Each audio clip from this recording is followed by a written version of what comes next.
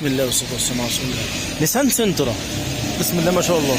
صاحب السياره اختار فرش اسود لون واحد، خيط بيج، حتى كمان قماش الابواب القطعتين عملناهم اسود مع غرزه بيج، وكمان عمل دواسه الارضيه سودا ما شاء الله. طبعا انت بتختار كل حاجه، بتختار اللون، لون الجلد، لون الخيط، عايز نفس اللون البيج الترابي بتاعها موجود، عايز اي لون موجود، احنا ما بندخلش في الالوان. وكمان بتختار الديزاين سواء رسمه كمبيوتر او مكنه عاديه.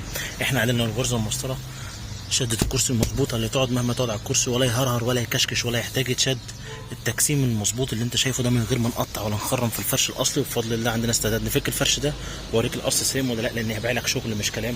خلينا افتح لك جنب جنب وباب باب عشان تبص على العربيه وتبص على الشغل، ولو لقيت اي ملحوظه قول على طول. زي ما قلنا دواسه الارضيه كلها جلد، وكمان عمل جراب الطاره بس عملناه وهي راكبه، ما فكناش الطاره برده. انت بتختار سواء فكها او وهي راكبه، لما بتتفك بتتفصل بتدخل تحت المالتي، انما وهي راكبه بيبقى اطار خارجي بس كده.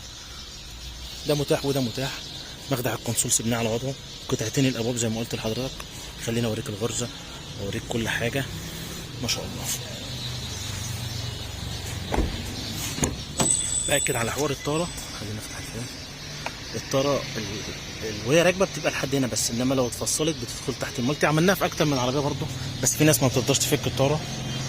ادي الباب التاني، غرزه مسطره، شده فرش محترمه.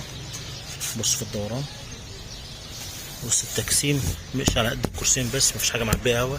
المخدع بيقفل براحته وبيفتح براحته. ادي الغرزه في الدوران بتاعت المخادع، كل حاجه قدام حضرتك ما شاء الله. ربنا يبارك لصاحبها يا رب. ظهر الكرسي بجيوبه بتفاصيله بكل حاجه على وضعها. الف لك برده الناحيه التانيه.